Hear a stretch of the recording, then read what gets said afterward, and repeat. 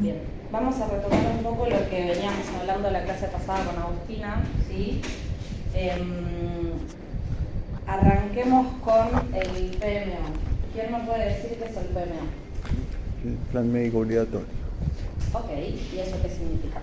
Una canasta básica de prestaciones que por obligación tiene que cubrir todas las obras sociales y las prepagas, actualmente también.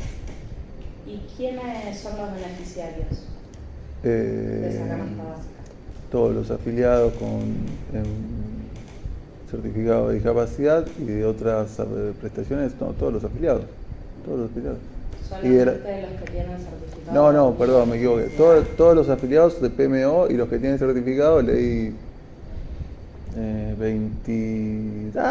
97, 96, 24, esa certificado de discapacidad. Bien, arranquemos un poco para clarificar un poco el tema del PMO. ¿Sí? ¿Qué sería el PMO, perdón? El programa médico obligatorio, ¿sí? Que es como decía aquel programa compañero, médico obligatorio, ¿sí? El tema de la obligatoriedad es central, ¿sí? ¿Por qué? Porque, como decía el compañero, es para todos, ¿sí? Es obligatorio para que todas las obras sociales, prepagas, agentes del seguro de salud brinden prestaciones, ¿sí? Que es ese piso mínimo que todas tienen que cubrir, ¿sí? A cualquier persona con discapacidad, sin discapacidad, cualquier persona tiene que estar cubierta con ese piso mínimo, ¿sí? Es decir, desde este es el PMO, de acá para abajo, nada, o sea, de acá para arriba, todo, ¿sí? Nadie puede cubrir menos de lo que dice el PMO, ¿sí? Ninguna prepaga, ninguna obra social, ¿sí? A partir, obviamente, que si bien tenemos que este es el piso mínimo, ¿sí? Se pueden vender planes superadores, que obviamente es mayor cobertura de distintas prestaciones. Pero ese piso mínimo tiene que estar cubierto, siempre, ¿sí? Ahora bien, ejemplos de algunas prestaciones del PMO, ¿sí? Que acá tenemos, por ejemplo, en materia de salud mental, para que se den una idea de más o menos cómo es la aplicación de esta cobertura. No, este es el PMO. La 24901 la vemos más adelante porque es específica para las personas con discapacidad. No, el PMO es un decreto, es el 492 de 1995. Sí, ahí vamos a tener eso, pero no. Deja buscarlo, era una pregunta. No, está bien, no, todas las preguntas son válidas. En materia de salud mental, por ejemplo, para que se den una idea de cómo es la cobertura, ¿sí?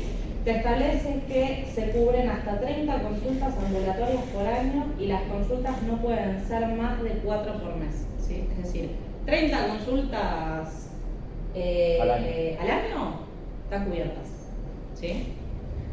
En materia de salud sexual y reproductiva, la colocación y extracción del implante subdérmico y el DIU, por ejemplo, también está cubierto, ¿sí? Imagínense, este tipo de prestaciones las puede tener cualquiera, las puede necesitar cualquiera, personas con discapacidad, sin discapacidad, es lo mismo, ¿sí? Después, en términos de rehabilitación, por ejemplo, este programa te incluye todas las prácticas de kinesiología y fonoaudiología hasta 25 sesiones por año, ¿sí? Y después, en términos de medicamentos, en general, lo que se cubre es, en la mayoría de los medicamentos que están incluidos en el PMO, te cubren hasta el 40%. ¿Verdad? Cuando uno va, te dice que los medicamentos tal y tal cubiertos hasta el 40%, bueno, muchas veces es por esto, ¿sí? Entonces, ¿qué es lo que pasa? Acá, si bien te amplía ciertas coberturas al 100% para algunos casos específicos, por ejemplo, en caso de que estén pacientes internados o en caso de pacientes con fibrosis quística, ahí sí te amplían la cobertura al 100%, ¿sí? Ahora bien, uno siempre tiene que analizar como la macro, ¿no? Porque a mí me gusta decir que siempre en el mundo de las ideas es todo perfecto, pero todo tiene que ser aplicado a la realidad, ¿sí? Entonces, ¿qué es lo que pasa, por ejemplo, cuando tenemos que hay una persona que tiene bajos recursos y el PMO te dice que, no sé, la cobertura consulta tiene que ser al 40%, pero la persona no tiene forma de acceder a la medicación porque no le alcanza la plata. Bueno, tiene que estar cubierto también. ¿Mm? Debería estar cubierto también. ¿Por qué? No, debería estar no. cubierto. Porque no tiene recursos. Y no lo vas a dejar sin medicamento. Tendría que haber algún modelo o algún sistema que, como por ejemplo, como dijo el compañero recién, presentando el carnet de discapacidad, te dan una cosa, presentando la insolvencia de la persona o una declaración de que no tenés ingresos, no sé, debería de darle ese beneficio. ¿Y cómo determinás que debería dar ese beneficio? El derecho a la Al vida. 100%. ¿Cómo? Claro, ¿cómo lo determinás? Vos decís, debería. ¿Cómo lo determinás? ¿Qué es lo que te mueve a vos a decir y se debería cubrir el 100% porque la persona no tiene recursos?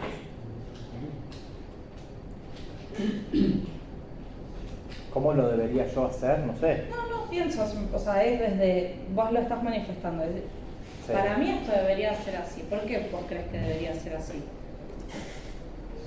Y por la misma, ¿cómo se llama? Por la misma razón de que se le da los planes de alimento a la gente que no tiene comida. Hay un tema de vulnerabilidad ahí, Bueno, ¿no? por eso.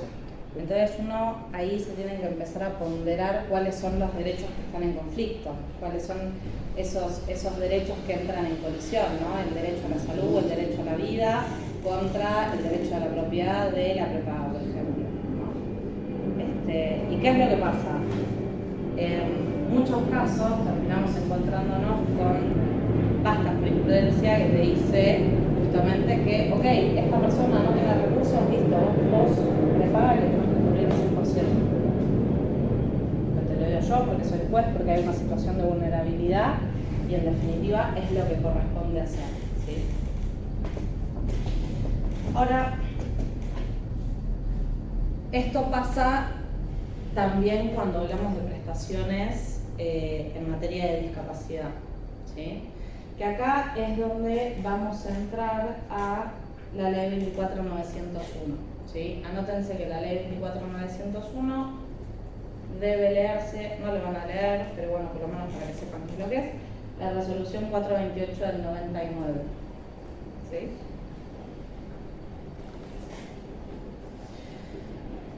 La clase pasada y también la clase que dio acá el doctor, habíamos hablado de las medidas de acción positiva. ¿Se acuerdan qué eran?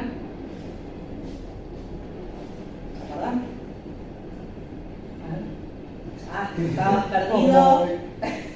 Como una obligación que tiene el Estado, ¿no? De estudiar, no sé, tomar medidas, pagar la redundancia en favor de las personas. Políticas públicas que buscan como generar igualdad real. poner en pie de igualdad ciertos grupos vulnerables, ¿no? Y esos grupos vulnerables eran las personas con discapacidad, que ya sabemos que eran ellos. ¿Quién más? Ancianos. Personas mayores. Mujeres y niños. Muy bien. Como que los discapacitados se incluyan en las otras tres categorías, ¿no? Puede ser una interseccionalidad o están en pie de igualdad las cuatro cuando las enumeran. Bueno, puede ser niño con discapacidad, mujer con discapacidad, ¿entiendes? Sí, claro, pero desde la primera clase nosotros establecimos que el tema de la discapacidad atraviesa A toda todas, la claro. rama. Sí, atraviesa a todos. Es decir, podés tener un niño con discapacidad, Sería como podés tener una interseccionalidad persona en- mayor, pero la legislación te toma como que el grupo en sí es vulnerable, ¿sí? Las personas con discapacidad, sean las características que tengan, los adultos mayores, las personas mayores y los niños y las mujeres, ¿sí? O sea, porque puedes tener como grupo vulnerable la mujer y que no necesariamente sea Obvio, sí, una sí, persona sí, con obvio. discapacidad. Sí. ¿Me explico? ¿Puedo Entonces, aclarar algo? sí, Acordémonos que tampoco es taxativo, o sea, Eso. digamos, las medidas de acción positiva están en la Constitución Nacional en el artículo 75 y inciso 23, o sea, tiene rango constitucional. Y la enunciación de ese articulado no es taxativa, es meramente enunciativa, por eso yo les comenté esa clase que hay otros grupos vulnerables, pueblos originarios es un grupo vulnerable, la comunidad LGTBQ, hay distintos distintos tipos de vulnerabilidad, a lo cual se tiene que, digamos, la medida de acción positiva lo que tienden es a discriminar, para la redundancia, positivamente, es decir, hay un colectivo de personas, independientemente de sus características, que no pueden acceder a la igualdad, no tienen la igualdad real de oportunidades que el resto de la sociedad. Eso es lo que intenta hacer el legislador o el constituyente cuando modificó la Constitución en el 94. ¿Sí? Entonces, independientemente de si es un grupo vulnerable, bueno, el Congreso tiene la obligación constitucional de promover políticas públicas en pos de que ese colectivo vulnerable acceda a sus derechos en igualdad de condiciones que los demás. Por eso se habla de discriminación positiva, porque se busca que alguien que esté que no está en pie de igualdad, que está por debajo de la media, pueda equipararse al resto de la sociedad. ¿Se entiende? Sí, sí. Perdón. Perfecto. Una cosa nada más, que te dije mal el decreto, no es un decreto, es la resolución 201 del 2002. ¿Sí? ¿Es el plan obligatorio de emergencia? ¿Es el mismo que el otro del 97? No es del 97. No. El decreto que dijo ella está perfecto en pos de que, a ver, en el 95 se intentó hacer. Ese decreto después lo vamos a ver en la clase de salud de amparo, porque tiene un montón de cuestiones. Ahora, en el 2001, el país era un quilombo, entonces no había protección, no había piso mínimo de prestaciones. Entonces el Ministerio de Salud saca la resolución que te acaba de decir Sofía. ¿Sí? Bueno, entonces tenemos la ley 24.901, ¿sí? En esta ley, vayan buscándola, ¿sí? Si la tienen en el celular o en la computadora, podemos tomarla como es un ejemplo justamente de estas medidas de acción positiva, ¿sí? Estas políticas públicas tendientes a poner en pie de igualdad a estos grupos vulnerables con el resto de la sociedad, ¿sí? Entonces, ¿qué es lo que se establece a través de esta ley? El sistema de prestaciones básicas en habilitación y rehabilitación integral a favor de las personas con discapacidad, ¿sí? El término integral y hablar de integralidad es algo que va a estar marcado mucho a lo largo de toda la ley, ¿sí? Es una ley más bien corta, no tiene tantos artículos, así que es algo que van a poder ir leyendo, ¿sí? con tranquilidad, y van a terminar el cuatrimestre y van a poder relatar la ley del artículo 1 hasta el último de memoria. Bueno. ¿Cuánta fe? Bien, alguno que me lea el artículo 1. Capítulo 1 es el objetivo y dice: instituyase por la presente ley un sistema de prestación básica de atención integral a favor de las personas con discapacidad, contemplando acciones de prevención, asistencia, promoción y protección con el objeto de brindarles una cobertura integral a sus necesidades y requerimientos. Bien, ¿qué entienden de este artículo?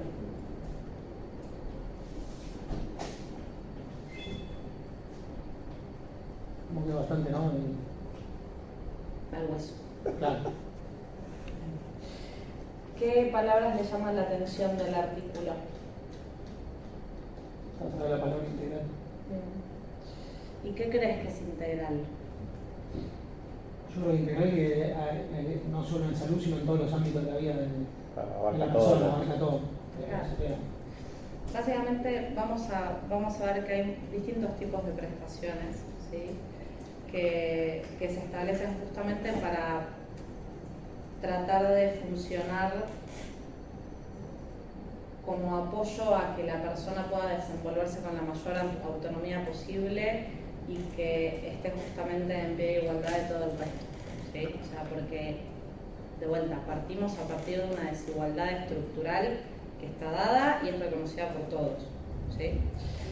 Entonces, después tenemos el artículo 2, que acá va a establecer justamente, el capítulo 2 en realidad, va a establecer todo el ámbito de aplicación, particularmente el artículo 2, lo que va a establecer es que las obras sociales son las que tienen a su cargo, con carácter obligatorio, la cobertura total de las prestaciones, que sean enunciadas en la presente ley, ¿sí? Que ahora vamos a ver específicamente cuáles son, Y después hace referencia a estas entidades que se enuncian en el artículo primero de la ley 23660, ¿sí? Y que a su vez el decreto, que lo habíamos hablado en la clase pasada, el decreto 70 del 2023, incorpora a las entidades de medicina prepaga que estén inscritas en el RENAS. Esto ténganlo en la cabeza como para que les resuene después cuando vean la clase de salud del sistema de salud, que ahí van a ahondar en profundidad en todo lo que es el sistema de salud argentino, que es un caos, ¿sí? Bien. Después vamos a tener el artículo 4, ¿sí? Para que vayan teniendo artículos puntuales para ir leyendo e ir teniendo más presentes. ¿Sí? Toda la ley en su totalidad la tienen que leer, pero les voy leyendo algunos artículos para que los tengan más en consideración. El 1 y el 4 dijo hasta ahora. El 1, el 2 y el 4. De la... 24901. Perfecto. ¿Sí? Bien. Acá, ¿qué es lo que te dice? Que las personas con discapacidad que carecieran, ¿sí?, de cobertura de obra social van a tener el derecho al acceso a la totalidad de las prestaciones básicas comprendidas en la norma a través de los organismos dependientes del Estado, ¿sí? ¿Qué es lo que te dice este artículo, básicamente? Que es un poco la base del funcionamiento de la Argentina, que es el Estado como garante, ¿sí?, como último garante de la salud. O sea, si nadie tiene una cobertura médica, ¿a dónde se va? Al hospital público. Bien, después tenemos el artículo 6, ¿sí? Establece que esto también igualmente se ve mucho en la práctica, ¿sí? Que las obras sociales pueden dar estas prestaciones, ¿sí?, a través de otros canales. Es decir, ¿Cómo cuáles, perdón? ¿Qué otros canales? Y, por ejemplo, vos tenés una obra social, ¿sí? Tienen un contrato con un prestador, y ese prestador es el que te da a vos la prestación y el servicio que vos necesitas, ¿sí? Bien. Después tenemos artículo 9, ¿sí? Que es Sí, habla de la persona con discapacidad. Acá se remite a la redacción de la ley que vimos en la clase pasada, que según cuál era, La discapacidad. Claro. Repite la misma, es solamente a los efectos que lo puedan ver un poco, que esto también está bueno detectarlo, que si bien tenemos a la convención, hubieron cosas de terminologías y cosas que no se fueron modificando y que quedaron con las redacciones antiguas. Y después tenemos el artículo 10, que esto va a remitir también a la 22431, al artículo 3 de esa ley, que va a hablar del PUD, ¿sí? Que el PUD van a tener una clase específica la semana que viene, pero para que ya lo tengan presente, ¿sí? Todas las personas que quieran acceder a estas prestaciones que te establece la ley 24901 tienen que acreditar su discapacidad. ¿Cómo la acreditan? A través del PUD, ¿sí? El certificado único de discapacidad, que está reconocido a nivel nacional, ¿sí? Se unificó ese criterio, ya lo van a ver en profundidad la clase que viene, pero es un documento público, es un instrumento público. ¿Y eso cómo se tramita? ¿Se tramita por medio de internet o hay que ir a alguna entidad? No es tan sencillo porque tiene todo un procedimiento, tenés que hacer evaluaciones. Yo vi que había ido a sacar un turno en un hospital público. Sí. Y vi que decía, en una cartelera decía certificado, el CUD decía, Sí. certificado único de discapacidad, y bueno, ahí decía todas las prestaciones, todas las cosas que requería para obtenerlo. Claro, vos tenés que cumplir ciertos requisitos, llenar formularios, no es que yo voy, me presento y le digo, hola, quiero sacar mi certificado único de discapacidad, mi nombre es Sofía, dame mi CUD. No. Ah, claro, obvio. Hay que acreditar que realmente tienes esa discapacidad, tiene que haber estudios, cálculos. Exactamente. Todos esos requisitos igualmente los van a ver la clase de no me quiero meter en esa clase. La ley 22431, ¿no? ¿Eh? La ley 22431, ¿Qué cosa? el artículo 3, acá habla de conforme a lo establecido en el artículo 3 de la ley 24. Claro, que eso es lo que te habla del CUD y de los requisitos y todo eso. En la 22431. El artículo 10 dice que todas las personas que quieran esta ley deben acreditarse conforme a lo establecido en el artículo 3 de la ley 22.431. Correcto. Esta ley habla de los requisitos que tienen que llevar para poder acreditarse. No sé si te estoy entendiendo la pregunta, perdón. No, capaz que no lo Los requisitos para obtener el CUD. Claro. La ley, eso lo vimos en la clase que yo leí, la primera clase que tuvimos sobre los primeros temas de discapacidad. La ley 22.431 es la que le da creación al certificado único de discapacidad. Ahí están los requisitos, sí.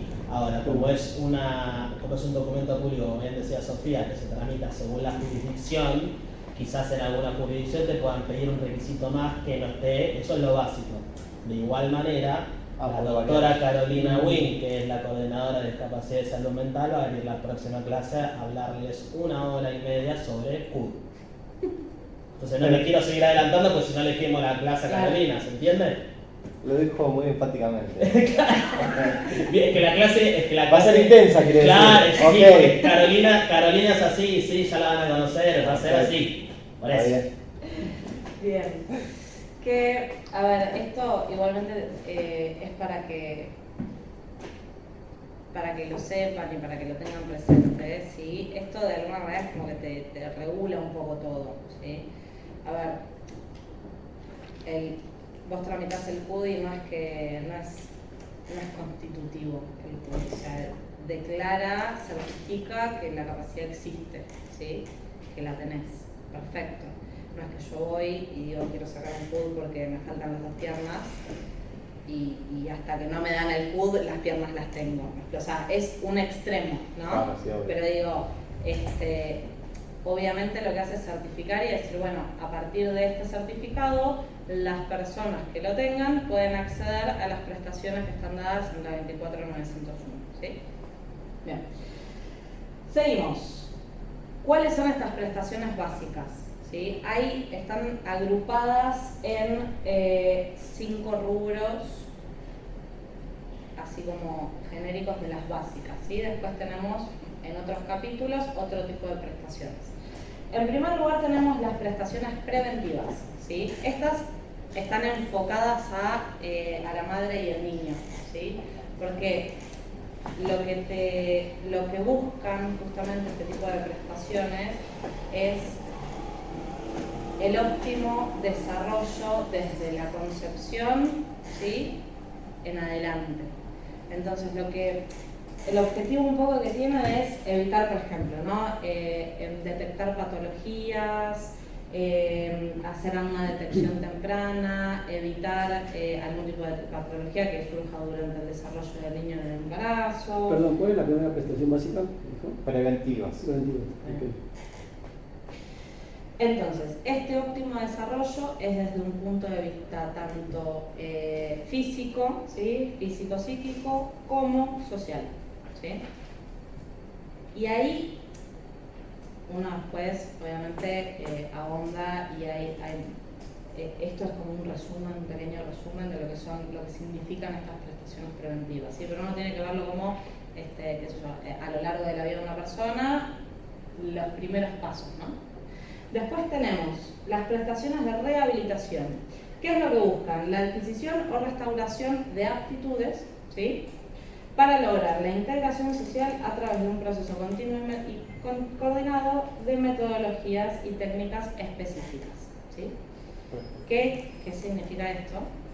Básicamente que lo que buscan básicamente es esa rehabilitación, ¿sí? En pos de que la persona pueda tener un desarrollo lo más óptimo posible, ¿sí? A lo largo de su vida. Las prestaciones terapéutico-educativas son esas que son tendientes a promover la restauración de las conductas desajustadas y la adquisición de adecuados niveles de autoalimento e independencia, ¿sí? Tenemos prestaciones educativas también, que no son lo mismo que la anterior, que van a ser aquellas que desarrollan acciones de enseñanza-aprendizaje mediante programas específicos, ¿sí? Pero acá no tenemos solamente, porque uno dice prestaciones educativas y por ahí uno piensa más en una edad temprana? O sea, ¿qué es lo primero que se te ocurre cuando te digo eso? Prestaciones educativas, ¿qué es lo primero que se te viene a la cabeza? Se me ocurre de educación pública, pero sí que no tiene nada que ver. No sé. ¿A vos? Educación, instituciones educativas. Se me viene a la cabeza, bueno, justamente unas prestaciones más que educativas, como informativas para la hora de, por ejemplo, a las personas, se me ven ahora a la cabeza, por ahí estoy diciendo cualquier gilada. Tranquilo. Por ejemplo, lo de educación sexual en los lugares marginales y todo eso que desconocen de cómo medidas de cuidado y demás. A eso me viene ahora a la cabeza. Ok. Educativas. Ok, eso yo lo pensaría para todos, ¿no? O sea, Sí, bueno. pero algo que puede ser, por ejemplo, una prestación educativa puede ser, por ejemplo, capacitaciones laborales, ¿sí? O sea, no solamente en el ámbito de educación primaria, pero talleres, tratar justamente de que la persona pueda, pero tener la mayor autonomía posible, no solamente que esté- Extracurriculares, sí, como Claro. otras actividades, deporte.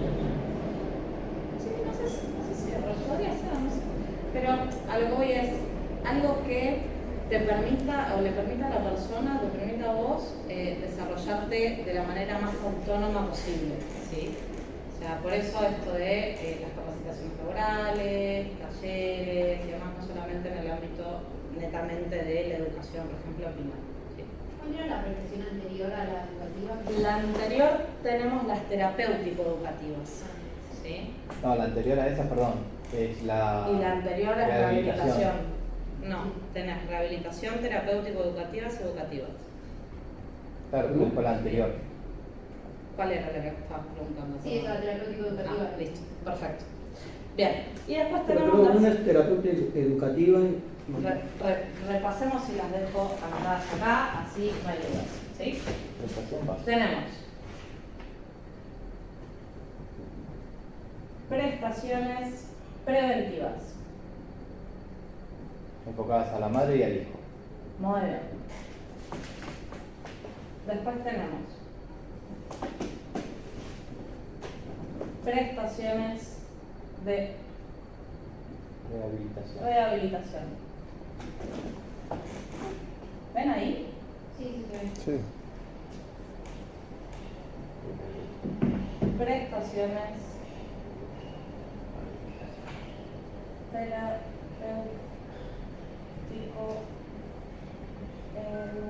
terapéutico-educativas.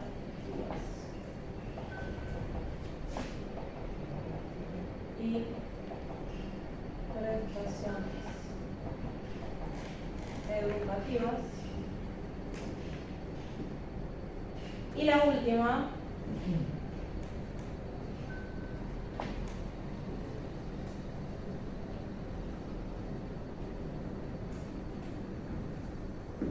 prestaciones asistenciales.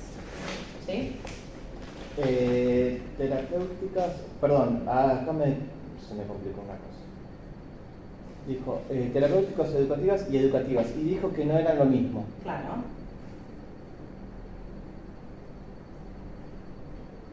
¿Por qué? Porque por un lado, vos tenés que las educativas son esto que te digo de capacitaciones laborales, talleres de formación, ¿sí? Esas son las terapéuticas educativas. Sí. Si querés, vamos al artículo y lo desmenuzamos desde ahí, ¿sí? Esto está en el artículo... Bien, terapéutico-educativas, artículo 16. ¿Quién lo lee? Mi designado, el lector designado. No había ido otra. ¿El 16? Sí. Prestaciones terapéuticas.